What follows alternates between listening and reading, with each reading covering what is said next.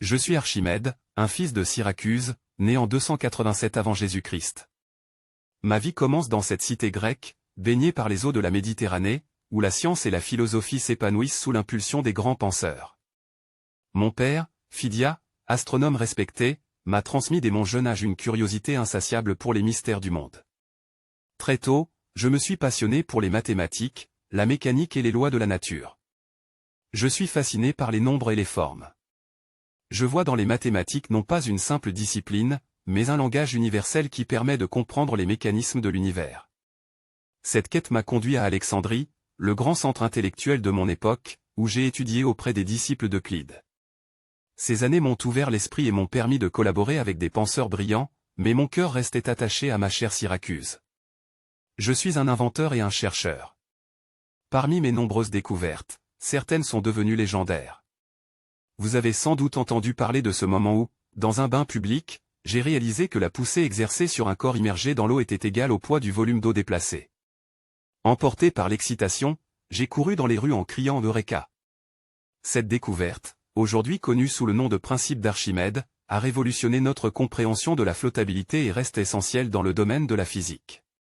Mais je ne me suis pas limité aux mathématiques abstraites. J'ai aussi inventé des machines utiles, comme des systèmes de poulies pour soulever de lourdes charges et des vis pour pomper l'eau.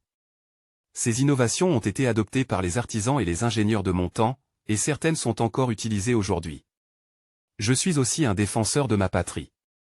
Lorsque Syracuse fut menacée par l'armée romaine sous le commandement du général Marcellus, j'ai mis mes connaissances au service de ma cité. J'ai conçu des machines de guerre redoutables, comme des catapultes capables de projeter des pierres à de grandes distances et des miroirs paraboliques pour enflammer les navires ennemis à l'aide des rayons du soleil. Grâce à ces inventions, nous avons repoussé les assauts romains pendant plusieurs années. Je suis, cependant, un homme humble face à l'immensité de la nature. Bien que mes inventions aient servi à protéger Syracuse, je ne me suis jamais considéré comme un militaire ou un stratège. Mon véritable amour est resté la recherche pure, le désir de comprendre les lois qui régissent l'univers.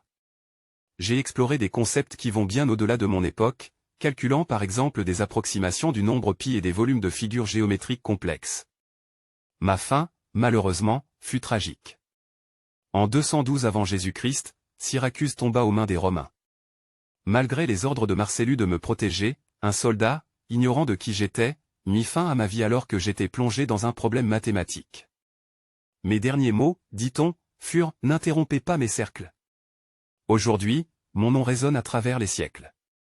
On se souvient de moi comme d'un génie des mathématiques et de la physique, un inventeur ingénieux et un homme dévoué à sa cité. Pourtant, au-delà de ces titres, je me vois simplement comme un esprit curieux, un homme cherchant à percer les secrets du monde et à laisser une empreinte durable.